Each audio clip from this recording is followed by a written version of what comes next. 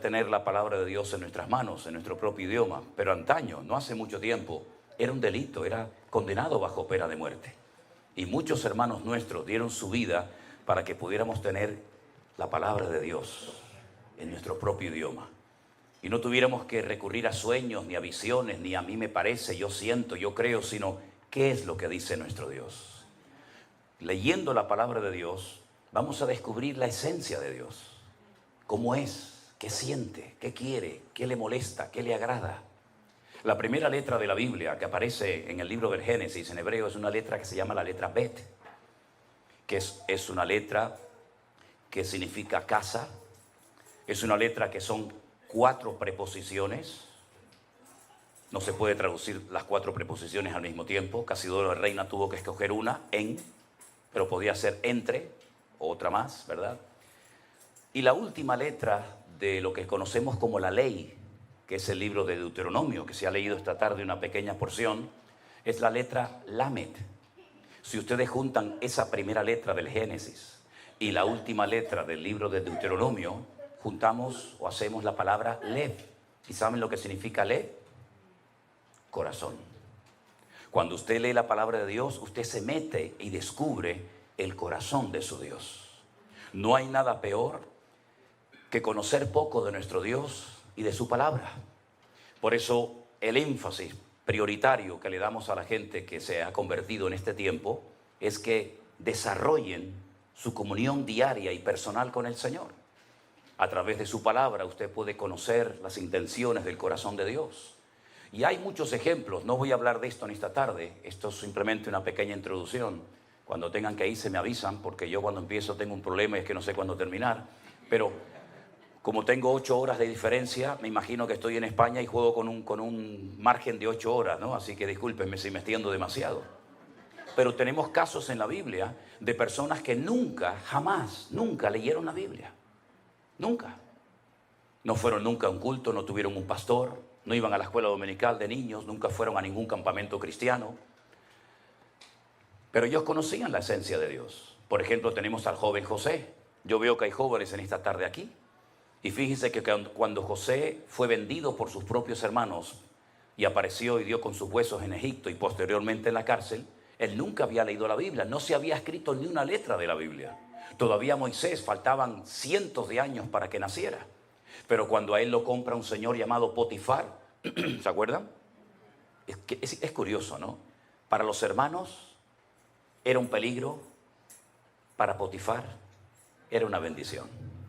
Qué cosas tan extrañas a veces aparecen en la vida, ¿verdad? Pues dice la Biblia que la esposa de Potifar se enamoró de él y quería mantener relaciones con él. Y entonces él le dijo, ¿cómo voy yo a pecar contra mi Dios? ¿Cómo sabía él que eso era pecado? ¿Dónde estaba escrito? No estaba escrito en ninguna parte, pero él tenía comunión y relación con el Señor. Y cuando tú tienes comunión y relación con el Señor, tú conoces el corazón de tu Dios, ¿sí o no? Él no necesitaba leer la Biblia. Cuando el Señor le dijo a Abraham, sal de tu tierra y de tu parentela, él no dijo, ¿me habré inventado esta voz? ¿Será producto de mi imaginación? No le voy a hacer caso a esta voz. Él sabía que era Dios el que lo estaba llamando. Y lo dejó todo, dice la Biblia, sin saber a dónde iba. Tiempo más tarde, cuando tiene un hijo, la Biblia dice que el Señor le pide en sacrificio a su hijo. Y él podía haber dicho, Señor, ¿me lo prometiste? ¿Me lo diste? Y ahora me lo pides en sacrificio. No puede ser la voz de Dios. Dios nunca le ha pedido a nadie el sacrificio de un hijo. Pero él no cuestionó a Dios. Él caminó 3 días sin parar desde Beersheba, al sur de Israel, hasta Jerusalén, el monte Moriah, para sacrificar a su hijo. Porque él sabía que el Dios que lo había llamado de Ur de los Caldeos para ir a la tierra prometida era el mismo Dios que ahora le estaba pidiendo a su hijo que lo sacrificara sobre un altar en el monte Moriah. ¿Cómo lo sabía? Por la comunión, por la relación que tenía con el Señor. Por eso, hermanos queridos, si algo tenemos que mantener y desarrollar hoy en día más que nunca, es nuestra comunión y nuestra relación con el Señor, porque es lo único que nos va a mantener firmes en estos tiempos difíciles y peligrosos en los cuales nos ha tocado vivir. Amén, hermanos. Amén. Pablo le decía a Timoteo, ocúpate en la lectura, ocúpate en la lectura. Y fíjate que estando en la cárcel, él le decía, tráeme los libros, tráeme los pergaminos, sabiendo que está a punto de morir y de entregar su vida por Cristo. Él todavía tenía anhelos de prepararse, de instruirse, de tener material para poder seguir preparándose como siervo del Señor. No hay nada peor que un cristiano ignorante. Por eso pasa lo que pasa. Por eso muchas veces han entrado en la iglesia doctrinas de hombres, mandamientos de hombres, modas, métodos, que aparentemente vienen de parte del Señor, pero que después lo único que traen son divisiones internas, problemas y confusión a las iglesias. Por eso escudriñar las Escrituras, porque ellas son las que dan testimonio de nuestro Señor Jesucristo. Amén, hermanos. Bueno, vamos a leer la palabra del Señor en esta tarde. No sé si la han traído, si no, no se preocupen. Yo quisiera leerles en esta tarde una historia muy bonita, una historia muy interesante de un hombre que se encuentra en el Evangelio de Lucas, capítulo 19. Evangelio según San Lucas, por favor, el capítulo 19, a partir del versículo 1 en adelante. Es la famosa y hermosa historia de Jesús y Zaqueo.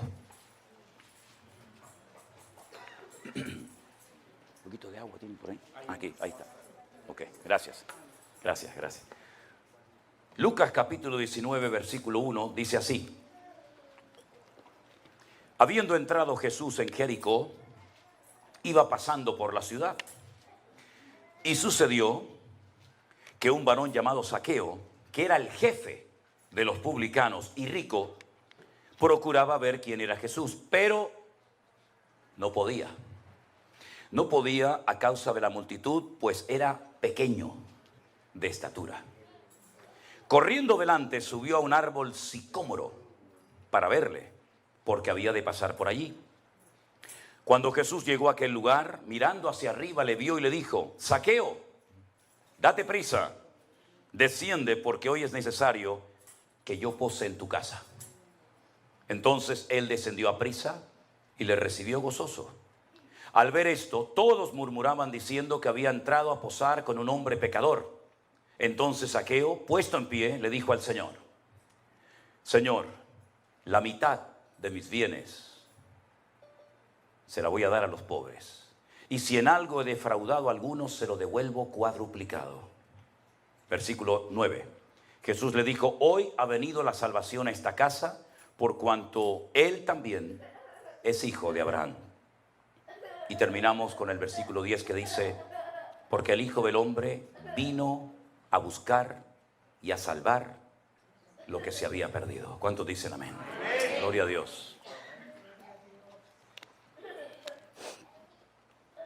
Cuando el pueblo de Israel sale de la esclavitud en Egipto, después de casi 400 y pico años de esclavitud allí, y lograron salir a través de Moisés, como bien saben ustedes, en la noche que celebraron por primera vez la fiesta de Pesaj o de la Pascua, estuvieron a punto de llegar a la tierra prometida y tomar posesión de aquel país virgen que era para ellos.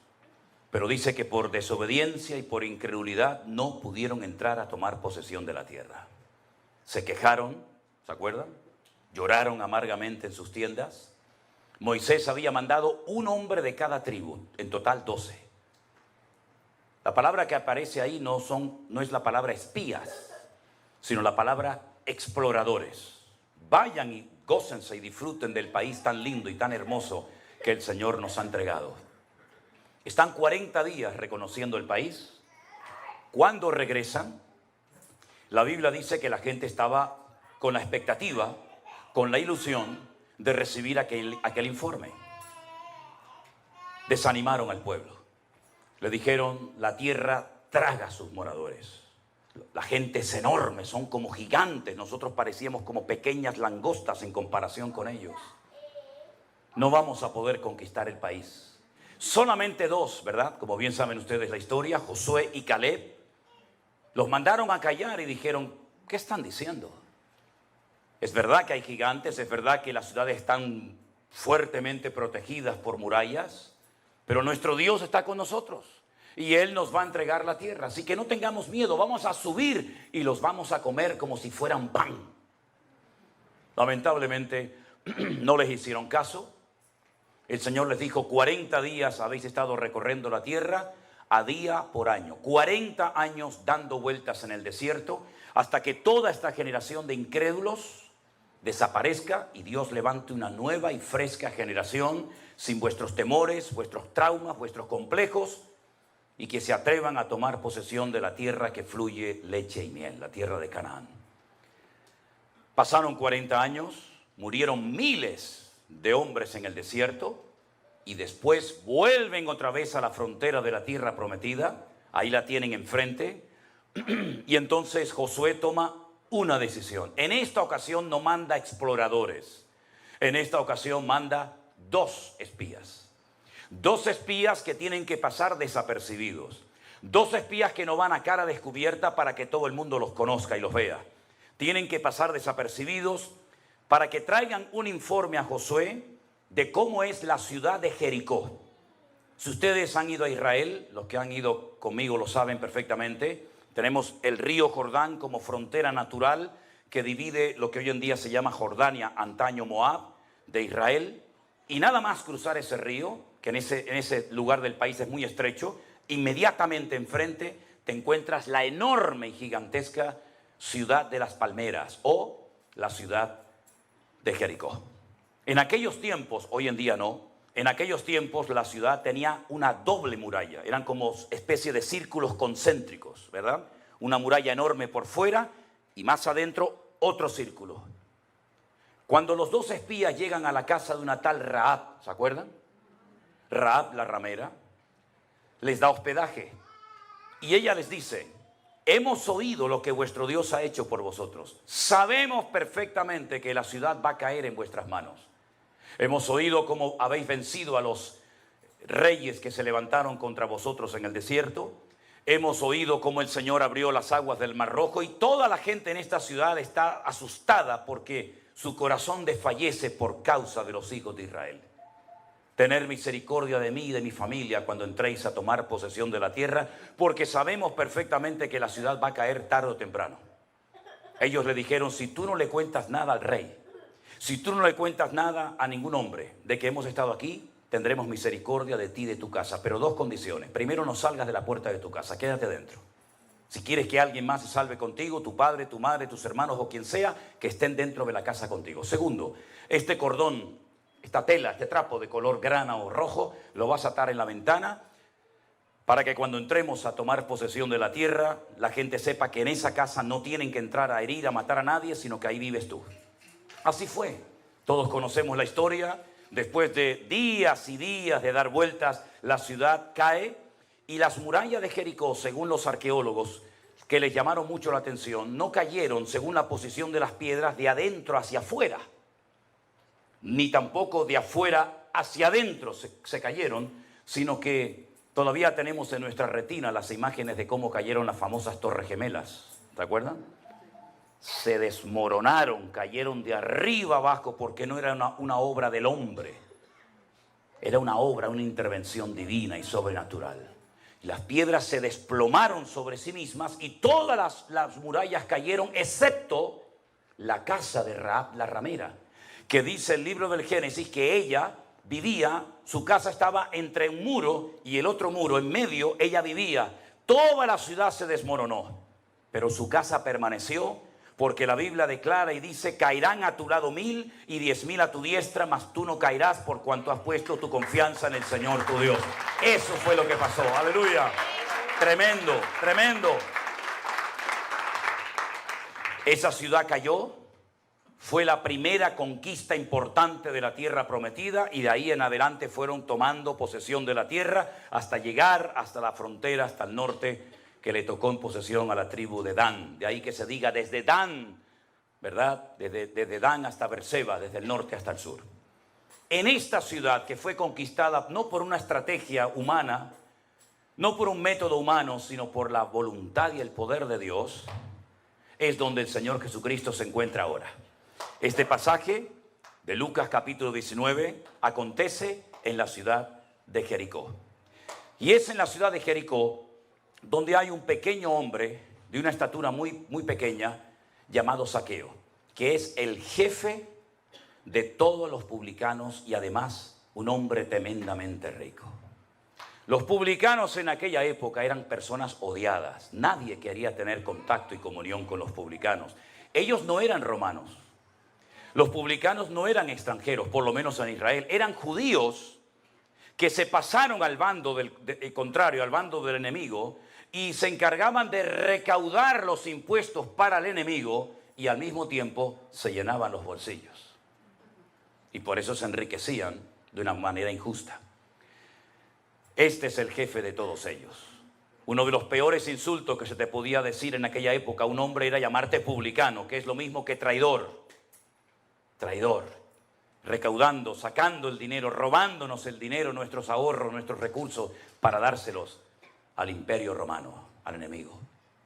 El Señor Jesucristo llega a la ciudad de Jericó porque fue conquistada milagrosamente por el poder de Dios y este hombre lo quiere ver. Pero dice la Biblia que es muy pequeño de estatura.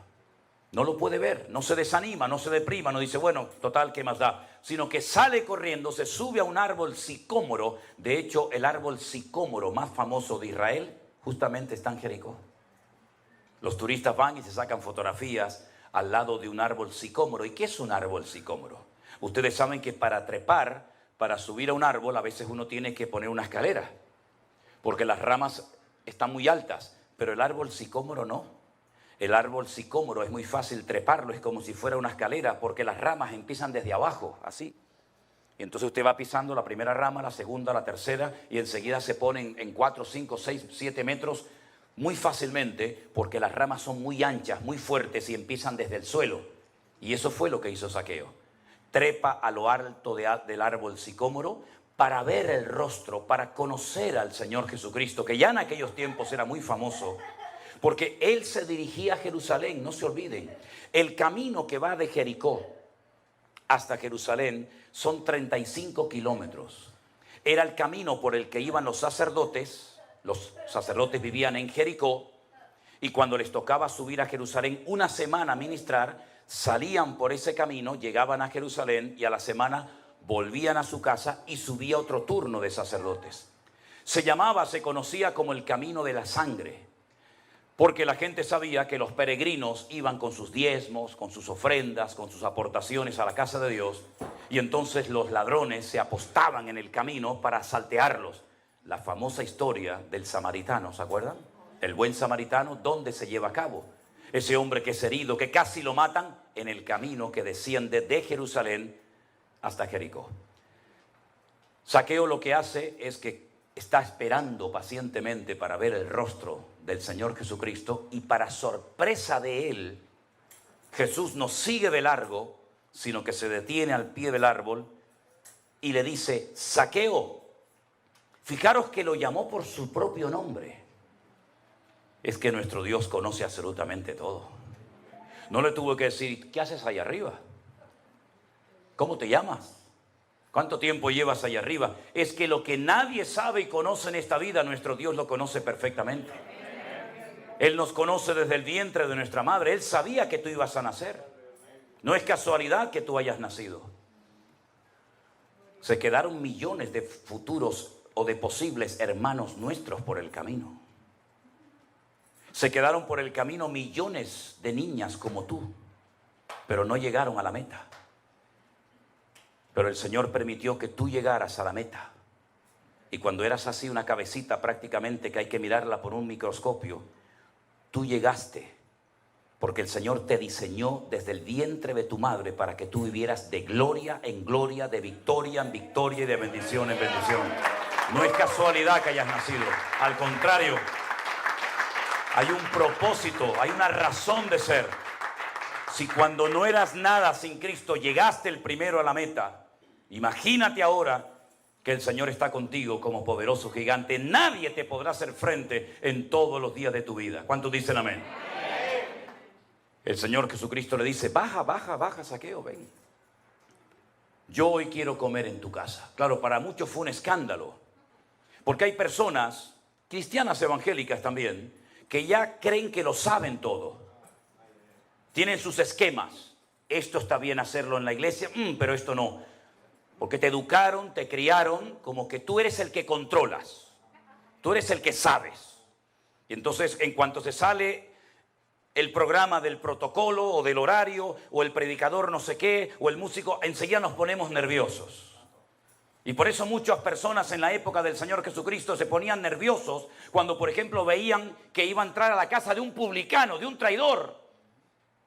Porque no les cabía en la cabeza que el Señor, si era tan santo y tan sabio, entrara a comer a casa de un pecador. Pero ¿para qué vino el Señor Jesucristo a este mundo, mi hermano? ¿Para darle una palmadita en la espalda a los religiosos y que sigan con su fariseísmo y con su hipocresía? ¿O Él vino a buscar y a salvar lo que se había perdido? Porque es muy fácil ser cristiano aquí adentro. Pero es que yo he visto un montón de gente durmiendo ahí en la vereda de esta calle, que de alguna manera habrá que ir a alcanzarlos para Cristo, o por lo menos evangelizarlos en algún momento. Pero no le lleve una Biblia a un muchacho que está enganchado a la droga, a la heroína, a la cocaína, al crack, que está pasando frío, hambre. No le lleve una Biblia porque no le va a servir de nada. Llévele un pan, llévele un café con leche y después le regala la Biblia. Primero vaya a lo natural y luego vaya a lo espiritual. Pero si va a lo espiritual, una persona que está enganchado al mundo, que el diablo lo tiene en sus manos, la Biblia en ese momento ni siquiera la va a apreciar. Lo que va a utilizarla es arrancando la Biblia para hacerse canutos de marihuana y fumárselos, como muchas veces ha sucedido. Entonces Jesús entra en la casa de Zaqueo, el publicano, porque es la persona más representativa de la ciudad en cuanto a los pecadores se refiere. Ahora, fíjese qué interesante, ocurren cosas que si usted no conoce un poquito la ley del Antiguo Testamento le van a resultar sorprendentes. Jesús entró en su casa, no fue solo, sino que fue con 12 hombres más, sus 12 discípulos, ¿verdad? No abre la boca en ningún momento, no dice absolutamente nada, no le reprocha a Zaqueo absolutamente nada. Nosotros a veces, algunos cristianos tienen la manía, la mala costumbre de cuando entra un pecador a la iglesia, una persona de la calle, queremos en 5 minutos cambiarle la vida. Y no lo bautizamos ahí mismo porque no hay posibilidad, si no hasta lo harían.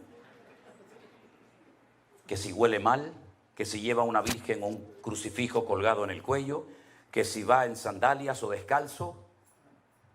Tranquilos, la obra no la vas a hacer tú. La obra la va a hacer el Señor. Porque si la haces tú, la obra va a durar lo que dura el culto. Pero si la obra la hace el Señor, va a durar por la eternidad. Entonces,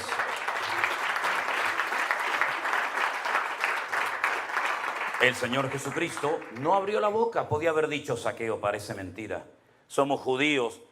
Has ido a la sinagoga desde niño. Estás circuncidado como buen judío que eres. Y te has dedicado a servir al enemigo. ¿Qué has hecho con tu vida? La has tirado por la borda. No abrió la boca. Pero la presencia del Señor cambia a la gente. Y entonces hay un momento en la comida que Zaqueo, dice versículo 8, se pone de pie. Cuando una persona en la Biblia se pone de pie, es porque va a decir algo importante. Era la forma de la época. No había micrófonos, no había megafonía. Entonces un hombre, una mujer se ponía de pie y todo el mundo guardaba silencio, porque algo importante va a decir. Él se pone en pie y dice: Señor. Lo llama Señor. En hebreo hay 2 palabras para la palabra Señor. Una es la palabra Baal. Sí, Baal. La del ídolo. Sí, Baal. Baal significa Señor. Lo que sería el Señor en minúscula para nosotros. ¿Me explico? En hebreo no existen mayúsculas y minúsculas. Baal es Señor. Por eso dice que Sara llamaba a Abraham mi Señor. Baalí. Pero la otra palabra que solamente se emplea para el Señor Dios Todopoderoso es la palabra Adonai o Adoní, que es mi Señor. Y si usted lee el Nuevo Testamento en la versión hebrea, dice Adoní, mi Señor, no Baal, sino Adoní, lo está reconociendo como el Señor. Luego ya empezamos bien. Le llama Señor, lo reconoce como el Señor, lo reconoce como el Creador, lo reconoce como el amo de su vida, y entonces añade la siguiente expresión: Señor, la mitad de mis bienes se la voy a dar a los pobres. La mitad. Imagínate tú, saca cuenta de todo lo que tienes. Dice: bueno, tengo $1.000.000 en cosas. La mayoría de ustedes tienen eso, ¿no? La mitad, $500.000 se lo voy a dar a los pobres. Pero es que no te lo van a devolver.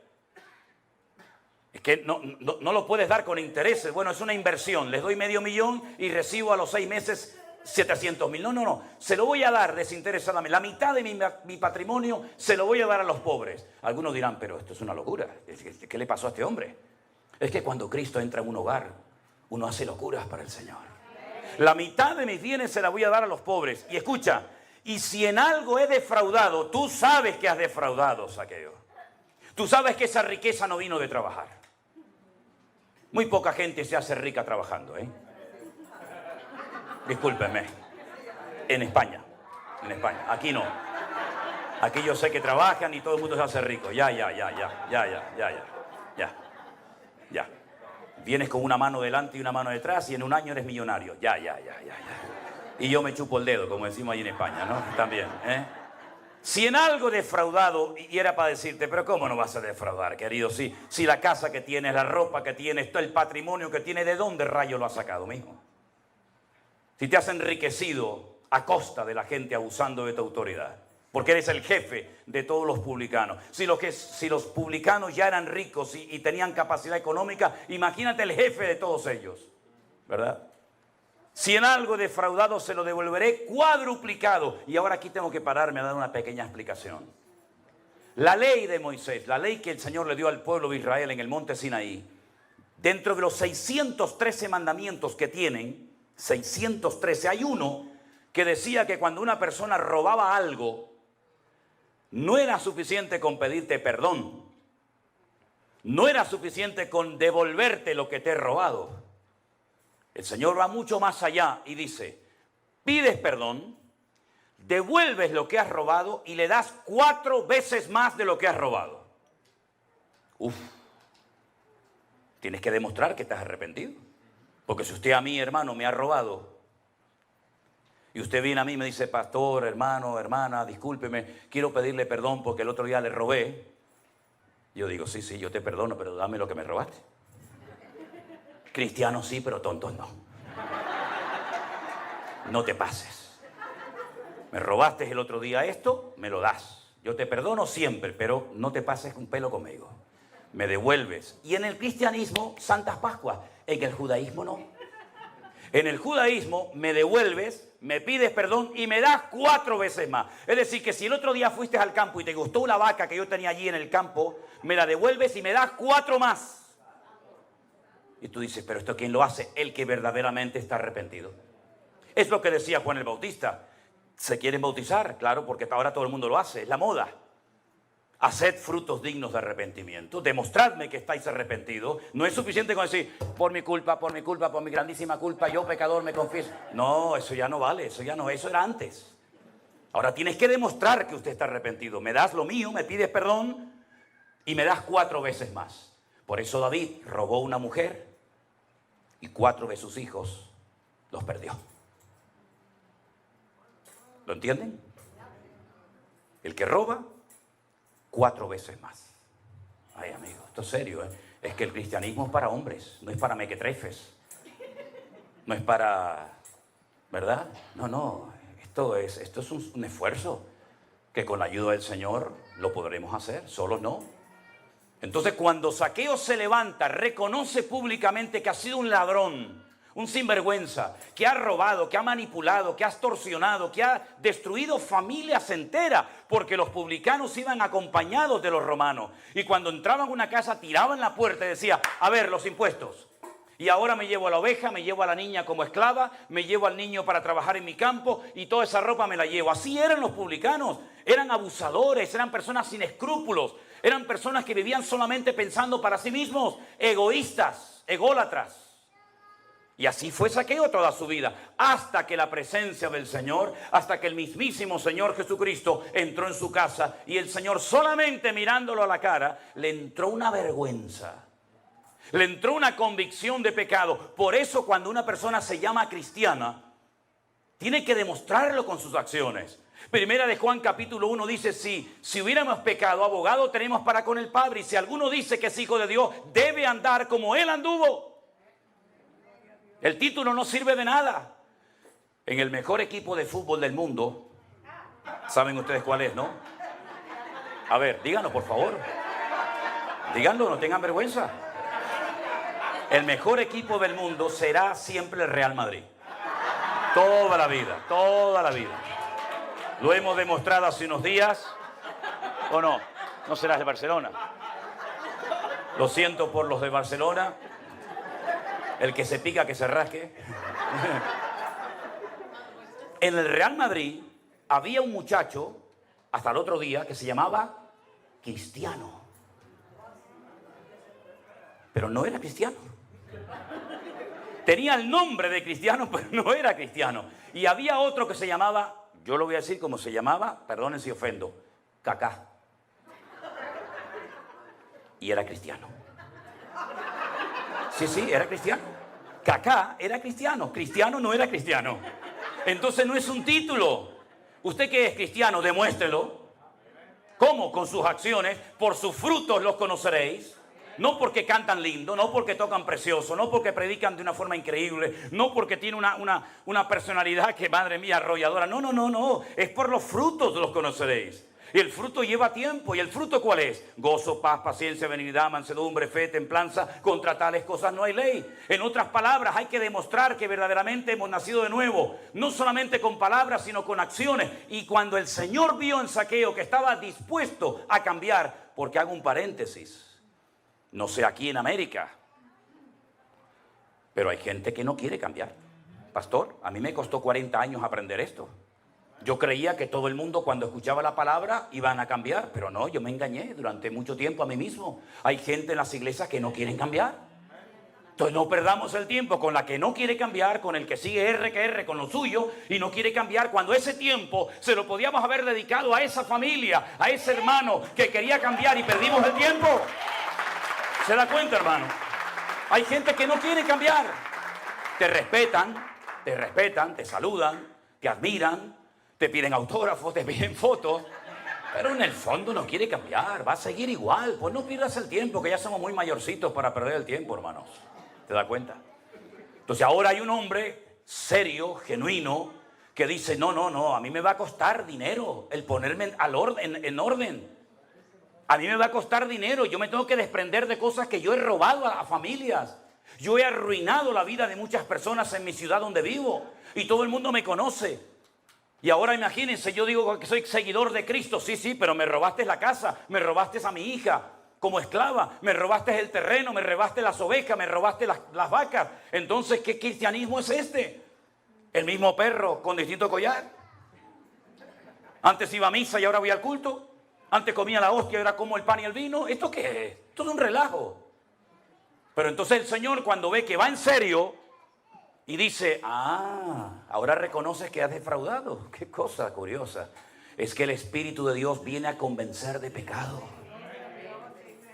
Entonces ahora, al final de la larga conversación y de la comida, ahora sí habla el Señor. Por eso hay algunas Biblias, como ustedes pueden comprobar, que cada vez que habla el Señor las palabras aparecen en color rojo.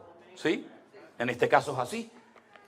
Y ahora yo voy a leer las palabras que aparecen en rojo, después de haber escuchado a Zaqueo, y dice así, el Señor: hoy ha venido la salvación a esta casa, por cuanto él también es hijo de Abraham. Porque el Hijo del Hombre vino a buscar y a salvar lo que se había perdido. La bendición viene después del arrepentimiento. La bendición viene al hombre y a la mujer obediente. No al que quiere beneficiarse del Evangelio sin pagar el precio, sin pasar por la cruz. Se ha pervertido de tal manera el Evangelio que se le ofrece al pecador, se le ofrece al desobediente, todo a cambio de nada. Venga adelante, oramos por usted para que reciba la unción del Señor. ¿Y para qué la quiere? ¿Para pecar? ¿Para seguir en desobediencia? Venga adelante y el Señor le va a sanar. ¿Para qué? ¿Para que te vayas al bar otra vez a emborrachar? No, venga a la iglesia, como dicen algunos hermanos. Venga a mi iglesia que oran por usted y el Señor le resuelve todos los problemas. ¡Falso! No es verdad. Hay problemas que yo tengo porque soy cristiano, que si no fuera cristiano nunca los habría tenido. Entonces usted dirá, ¿y entonces cuál es la diferencia, hermano? Si yo vengo a la iglesia y tengo problemas y tengo dificultades, es muy clara la diferencia. Que antes sin Cristo me volvía loco. La gente recurría a magos, astrólogos, adivinos, tarot, cartomancia, horóscopo, etcétera, etcétera. Y ahora todo lo puedo en Cristo que me fortalece. Y cuando clamo, Él me responde. Fuerte ese aplauso a Él. ¡Aleluya! ¡Gloria a Dios! Ese es nuestro Dios. No se sienta mal si está enfermo y el Señor no lo ha sanado. No pasa nada. No pasa nada. Aunque te sanara, te vas a morir igual. ¿O no? Porque a mí me hace gracia. Todo el mundo quiere ir al cielo, pero nadie se quiere morir. Pues para ir al cielo hay que morirse, mijo. A menos que el Señor nos lleve en el rapto, que no sé si estaremos allí. ¿Verdad? Oye, yo conozco un hombre, y usted también lo sabe de quién estoy hablando. En una semana enterró a los 7 hijos. Eso tiene que ser terrible, hermano. Terrible. 7 muchachos enterrados en una semana. No te quedó ni uno. Y los animales y las cosechas. Y hasta la mujer se le puso en contra. Y le dijo, muérete de una vez y maldice a Dios. Y los amigos vinieron más que para animarlo, para hundirlo más todavía de lo que estaba. ¿Verdad? Y la carne se le empezó a descomponer como si tuviera una sarna, una lepra maligna. Se le caía a trozos la piel. Daba asco, repugnancia estar al lado de ese hombre. Y la gente decía, pero si es tan bueno, si es tan santo, si ora tanto, ¿por qué vive así? Y cuando peor estaba, se levanta y dice, ¿saben una cosa? Aunque mi Dios me mate, no voy a dejar de adorarlo. Porque yo sé que mi Redentor está vivo y yo lo veré a Él con mis propios ojos. ¡Aleluya! Esa es un hombre de fe y de autoridad y de madurez en el Señor. Y ese es el cristianismo que hoy en día se necesita ver en las iglesias hoy en día. No gente que ante cualquier cosa ya se cambian de iglesia. No gente que como Dios no me ha sanado, yo me enfado con Dios. Y hay que ser ignorante para enfadarse con un Dios tan bueno. Porque hay una cosa que yo nunca lograré entender, por lo menos en esta vida. Y es que el hecho de enamorarnos nosotros de Dios es lógico. ¿Cómo no se va a enamorar uno de un Dios tan bueno, tan misericordioso como el que tenemos? Que me ayuda, me bendice, me levanta, me restauró. ¿Cómo no me voy yo a enamorar de Él? Pero lo que no entiendo, mis queridos hermanos, es cómo Él se enamoró de nosotros. Eso es lo que yo no entiendo. Sinceramente es como cuando uno ve esos bellezones de mujer que se casan con un tío tan feo que yo digo, ¿pero qué le vio? ¿Qué le vio? Pero si esta mujer podía llevarse al que quisiera. Pues el Señor escogió a lo vil, a lo menospreciado, al mentiroso, al borracho, al desobediente, al traidor, al fornicario, porque de tal manera amó Dios al mundo que ha dado a su Hijo unigénito para que todo aquel que crea en Él no se pierda, mas tenga vida eterna. Apláudale fuerte al Rey. A Él la gloria. Aleluya. Aleluya. Zaqueo, ¿quién iba a ser amigo de Zaqueo? ¿Quién se iba a meter en la casa de este desgraciado? Solamente el Dios de amor. Y le cambió la vida, como nos la cambió a nosotros. Y por eso cuando yo entendí esto, cuando yo fui por primera vez en mi vida a una iglesia evangélica y comencé a ir, y un día y otro día, y un domingo y otro domingo, y mi padre, que siempre se pegó años preguntándome, Manolo, ¿tú qué vas a hacer en la vida? ¿Tú qué vas a hacer? Estás con tus coches, con tus motos, con tus bicicletas y con tus historias. ¿Tú qué vas a hacer en la vida? Yo decía, lo estoy pensando, papá. Cuando yo un día le dije a mi padre, quiero hablar contigo, papá, y me encerró en la habitación y me dijo, a ver, siéntate ahí. ¿Qué me quieres decir? Digo, papá, ya sé lo que quiero hacer en la vida. Y me dice, hombre, bendito sea Dios. No se persignó porque era cristiano, si no se hubiera persignado en aquel momento. Y le digo, papá, yo quiero servir al Señor, quiero ser pastor. Me dio una bofetada con la mano abierta que no me dobló la cabeza de milagro. Me dijo, ¿cómo? Tú, pastor, hazme el favor, hombre. Esto es una cosa muy seria. No me hagas pasar vergüenza con los hermanos de la iglesia. Tú no sirves para esto. y me empezó a dar ahí un sermón, ¿verdad? Con 18 puntos, conclusión, ¿verdad? Y todo lo que quiera. Pero yo estaba convencido de que si esto es verdad, si este libro que lo escribió o lo inspiró el Espíritu Santo, que es matemáticamente perfecto, cuando Cristóbal Colón se levantaba por la mañana y se fue al rey Fernando de Castilla, Fernando de Aragón, Isabel de Castilla, y le dijo: Majestades, quiero que me financien un viaje. ¿A dónde vas? Dice: voy a descubrir un nuevo mundo, un continente. Y le dijeron: ¿pero a dónde vas, tarado? ¿Dónde vas? ¿Qué nuevo mundo? ¿Tú no te das cuenta que aquí en España hay un pueblo que se llama Finis Terre? Aquí termina la tierra. Si te vas para allá te vas a caer. Y él dijo: no. ¿Cómo que no? No. Y usted va a Sevilla y coge el diario personal de Cristóbal Colón, y él leía la Biblia. Dicen que era judío. Y leían Isaías: el Señor, Dios Todopoderoso, Jehová de los ejércitos, está sentado sobre el círculo de la tierra. Y la gente decía: no es plana. Él decía: no, es un círculo. Porque si fuera plana, veríamos constantemente el sol ir de un lugar a otro. Pero cuando sale por el este y se oculta por el oeste, y mañana me levanto y lo vuelvo a ver por allí, tiene que ser redonda la tierra. Si fuera plana, siempre lo veríamos de un lado para otro. La tierra es redonda, majestad, porque la Biblia lo dice. Y cuando encontramos en la palabra de Dios consejos para la familia, para los solteros, las viudas, los casados, para todo el mundo. Cuando yo descubrí que Dios había hecho hombre, se había hecho carne, y había muerto por mí en una cruz y habían metido en una tumba. Y bueno, pues fue muy bueno. Y ahí terminó. No. Ahí es cuando empezó todo. Al tercer día dice la Biblia que fueron a buscarlo y no estaba, la tumba estaba vacía. Y no es que habían robado el cuerpo, no es que se habían equivocado de tumba, no, sino que había resucitado, dice la Biblia. Y la piedra no se movió para que él pudiera salir, sino cómo va a salir. No. La piedra no se movió para eso. La piedra se movió para que tú entres y veas que la tumba está vacía. Cuando yo entendí eso, yo dije: Dios mío, esto es increíble.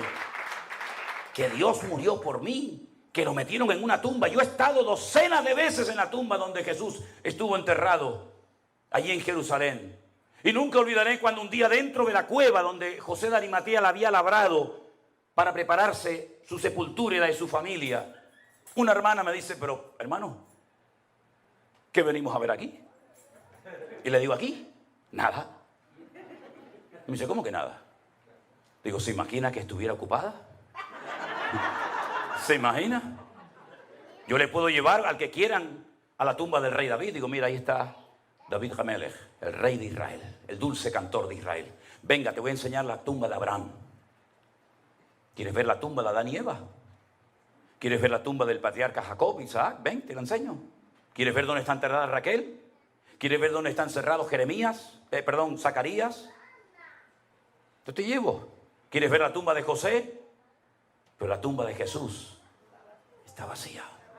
Cuando yo dije: si esto es verdad, se lo tengo que contar a todo el mundo. Porque no todo el mundo sabe esta historia. Saben la historia de Semana Santa, de la religión muerta y vacía. Que tienen que llevarlo a cuestas. Que tienen que sacarlo y meterlo cuando no llueve. Porque cuando llueve, cuidado que se mojan y se echan a perder las estatuas. Tuvimos hace poco en una de las 7 islas Canarias, en una pequeñita que se llama La Palma, un volcán que hacía 50 años que no explotaba. Así, de la noche a la mañana, en décimas de segundo, ¡pum!, explotó el volcán.